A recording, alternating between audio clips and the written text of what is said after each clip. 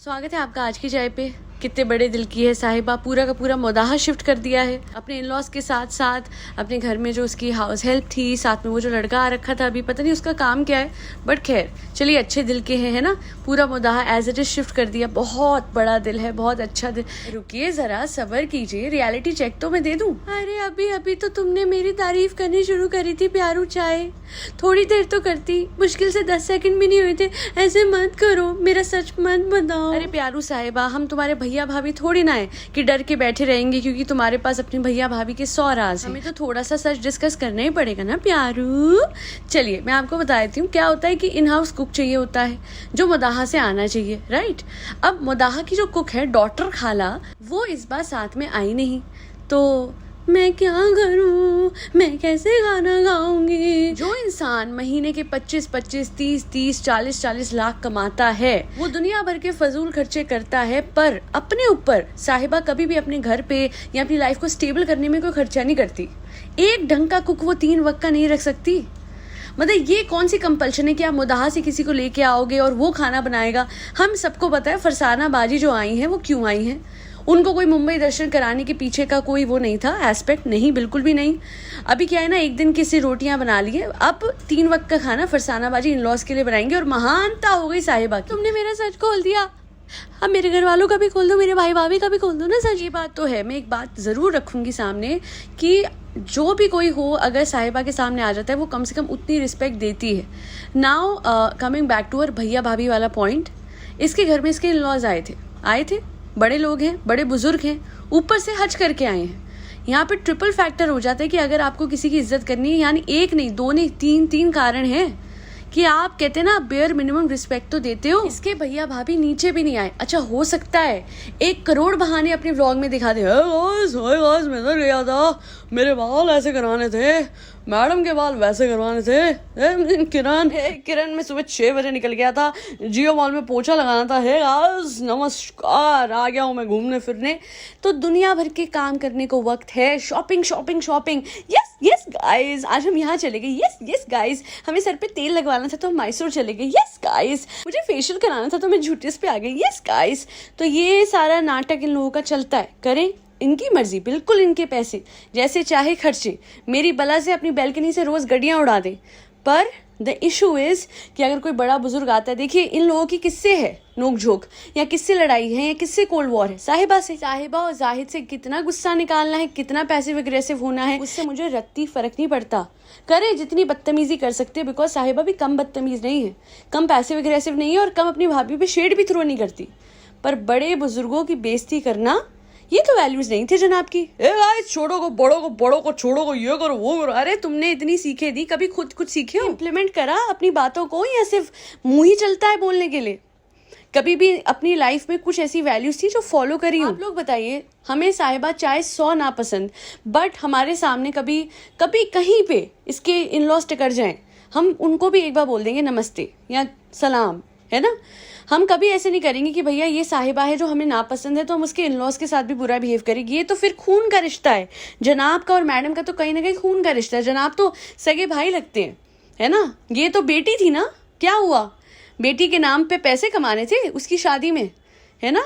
करोड़ों रुपए कमाए उस टाइम, करोड़ों रुपए, इसकी शादी के वीडियो अपलोड कर करके। शर्म तो कम जनाब को भी नहीं आती, इतने एहसान जताए, मैं इसका बाप हूँ, जीते। हालांकि इनके फादर जिंदा थे, जीते जी अपने फादर को इन लोगों ने साइड लगा के खुद ये बाप बन के खड़ा हो गया, जबकि बाप ने अच्छा प्रॉफिट बनाया था बेटी की शादी में। आप लोगों को यकीन ना हो, कल अरमान मलिक का वो आया है बिग बॉस में, और वो खुद बोल रहा है कि साई मैं आऊंगा जबरदस्त तेरी शादी में व्लॉग बनाऊंगा और उससे तुझे गाड़ी, तेरी कसम तुझे गाड़ी खरीद के दूंगा, रेवेन्यू भी तेरा और गाड़ी भी तेरी। तो आप लोग समझ जाइए, ये व्लॉगर जो छींक भी मारते हैं ना कैमरा ऑन करके, तो उसके पीछे भी कारण होता है, और कारण होता है पैसा। कोई एहसान नहीं करा जनाब ने और मैडम ने इसकी शादी करके, और इसकी शादी के बाद से एक बार भी जिम्मेदारी निभाने के लिए लोग मोदाहा नहीं आए, जबकि इनके लिए समंदर में बूंद के बराबर है वो खर्चा जो इनको अगर करना पड़ जाए फॉर मोदाहा तो इनको बिल्कुल फर्क ना पड़े। बड़े बुजुर्गों की इज्जत करना क्यों नहीं आता इस परिवार में किसी को भी ना। तो किजा कियान कभी अपने फादर और मदर का रिगार्ड करते हैं। आपको पता है नेहर के साथ क्या हो चुका है येट अगेन, उसका अपने फादर से मदर से कांटेक्ट बिल्कुल कट ऑफ हो चुका है। कम से कम इंटरेक्शन होती है उसकी अपने फादर के साथ भी। मदर सौतेली है और वो एस्पेक्ट उस दिन भी कमेंट में मेंशन था, डॉटर खाला ने, साहिबा ने, सबने दिमाग में भर रखा है ना। जैसे वो डिज्नी के दिखा देते हैं ना फिल्म में बच्चों को लगता है कि सौतेली माँ है तो ऐसी तो वैसी, तो वही बिहेवियर नेहर का भी हुआ है या हुआ होगा, जिसकी वजह से पूरा दिन उसको लगता है ये पैसे वाली है सालू आपी, इन्हीं के यहाँ बैठो ये चीजें दिलाएंगे। बट उनको ये नहीं पता ये चीजें तब तक ही आ रही हैं, ये लॉलीपॉप, ये चॉकलेट्स, ये सब कुछ, ये गिफ्ट्स, ये तब तक। और गिफ्ट्स भी कोई वो स्पेसिफिकली लेने नहीं जाती, मैं सच बता रही हूँ। तो ऐसा लगा कि साहिबा अपना जितना भी राशन बचा कुचा था ना वो थैले में डाल के इसको दे रही थी, वो गिफ्ट थे। वो तो ऐसा लग रहा था कि इसकी ट्रीट्स का बैग था, जो कि अभी इसका जब इलाज शुरू हुआ है तो डॉक्टर ने बोला होगा कि ये नहीं लेना, तो एक काम करो जाहिद, फेंकने के बजाय ना इसे गिफ्ट कर दो उसको, क्योंकि ये बॉर्नवीटा, ये जो भी चीजें दे रही थी ना, साहिबा की डेली खुराक लग रही थी। बॉर्नवीटा की पुड़िया के बल पे तो शादी करी है जाहिद से, है ना। पहले भी करनी चाहिए थी, तब बात नहीं बनी, तो इस बार भी यही किया था। तो बॉर्नवीटा तो बहुत फेवरेट है आपी का। खैर आपी से ज्यादा मैं आपी के घर वालों से डिसअपॉइंट हुई हूँ। घर पे जब सास ससुर पहुंचे हैं आपी के, नहीं वैसे कादी आपी, मेरी कादी आपी लग रही है, साइड परे हुए। खैर तो घर पहुंचते ही जिस तरीके से उनका स्वागत हुआ, अच्छी बात थी कि माला तो कम से कम आ रखी थी कि गले में उन्होंने माला डाल दी, पर मैडम जनाब नीचे नहीं थे, अंकल जी नहीं थे। यार अंकल जी को क्या करना है, उनको लिफ्ट में जाना है, लिफ्ट से नीचे आ जाना है, वो बैठ सकते हैं। अगर वो हर किसी के सेलिब्रेशन में बैठ सकते हैं तो कम से कम अपने इन लॉज के लिए भी तो नीचे वाले घर में सिर्फ बैठ सकते हैं। मैं ज़्यादा एक्सपेक्टेशन उससे नहीं रखती हूँ, क्योंकि उनको रोबोट बना दिया है जनाब और मैडम ने। वो बिल्कुल ठीक है, वो हो भी सकते हैं और बेटर हो सकते हैं और बेहतर हो सकते हैं।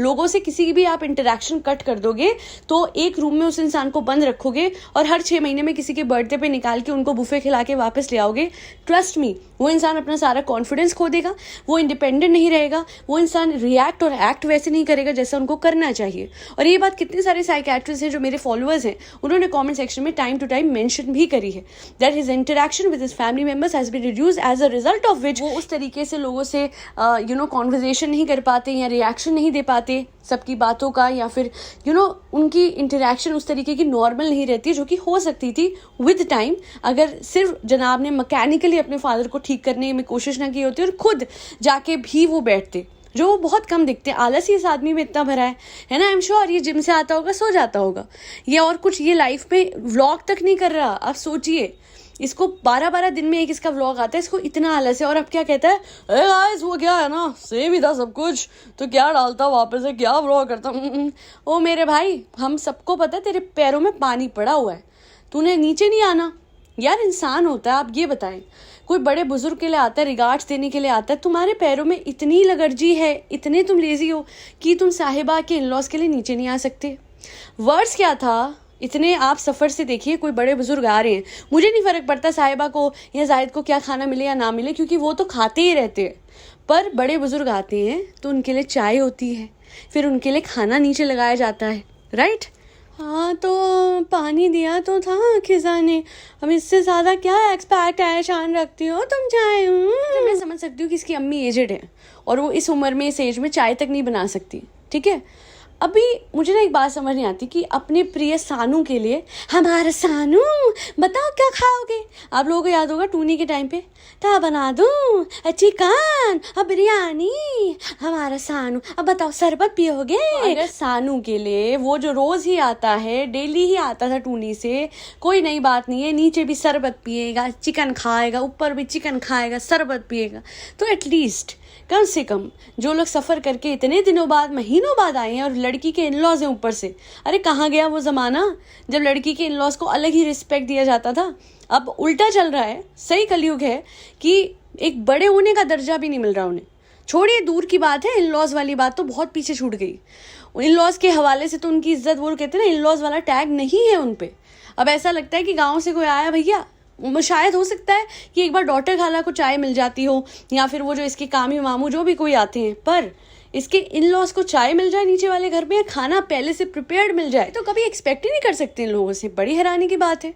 अगर कोई इंसान गांव से होता है, बहुत ज़्यादा अपने रूट से जुड़ा होता है, जो डेफिनेटली इसकी मदर है, साहिबा की जो मदर है, मैं आपको बता दूं, उस दिन साहिबा फरसाना बाजी के घर गई थी कुछ आई गेस कूलर देने के लिए, तो वहाँ पे कुछ औरतें और रह रही थी, तो उन्होंने कहा था कि तुम्हारी अम्मा हमारी दोस्त थी। तो अगर कोई इंसान का बैकग्राउंड ऐसा होता है कि वो गाँव से है, वो अपने लोगों से जुड़ा हुआ है, इतना कि इतने सालों बाद भी उनकी दोस्त उनको याद कर रही है, मुझे ऐसा लगा था कि साहिबा की अम्मी का दिल बहुत बड़ा है और कोई कुछ करे ना करे, साहिबा के इन-लॉज आएंगे तो उसकी मदर कुछ ना कुछ ज़रूर करेंगी।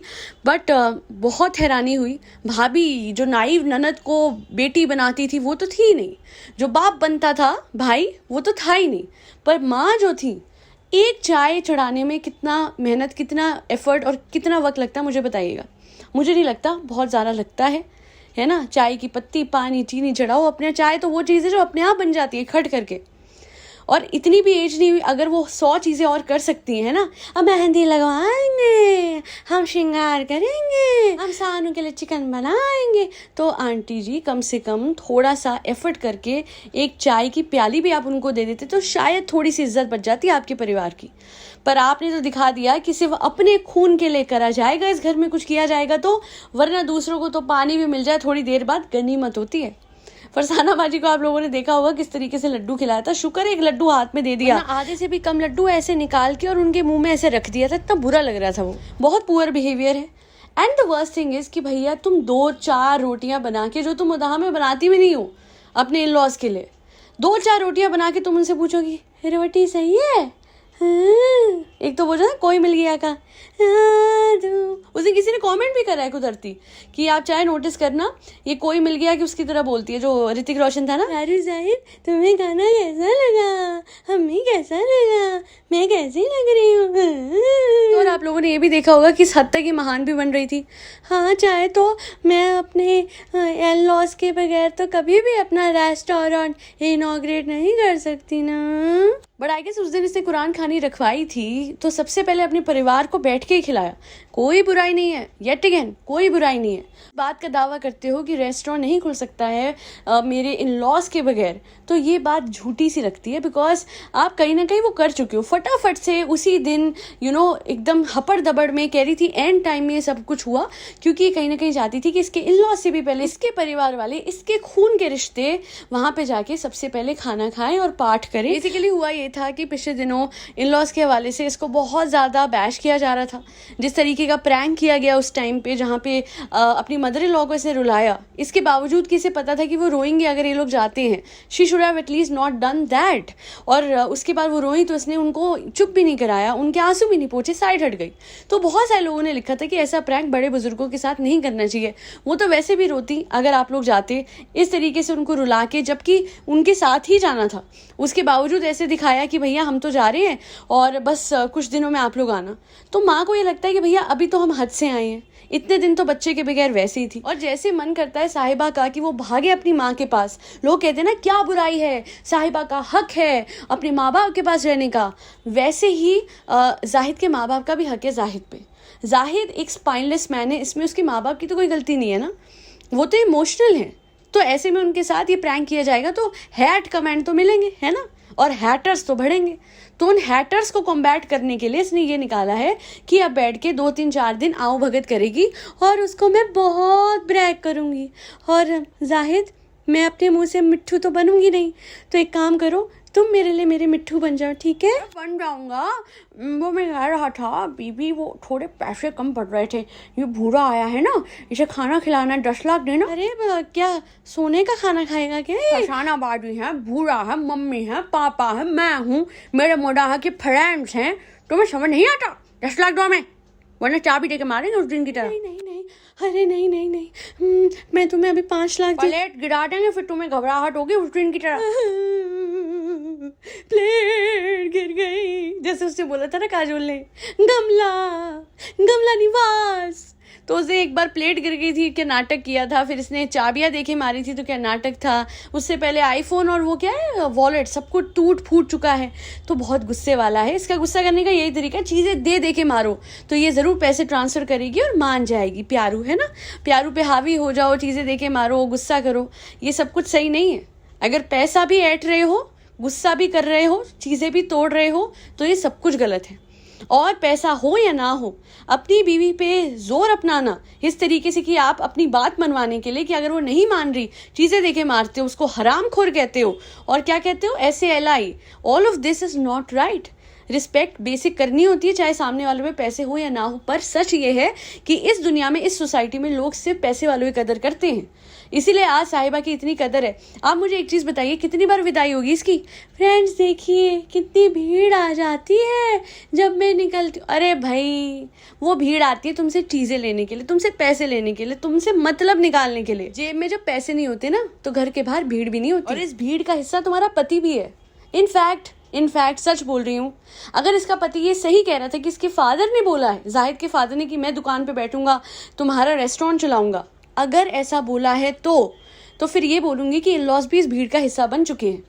उनको भी समझ में आ गया है कि ये सोने की मुर्गी है। पर इतना फेवर, इतना पैसा, इतना सब कुछ लड़की से खींचने के बाद भी अगर इस पे आवाज़ तेज़ कर सकता है ये, तो स्पाइनलेस होने के साथ साथ ये बहुत ही ज़्यादा रूखा और बदतमीज़ भी है।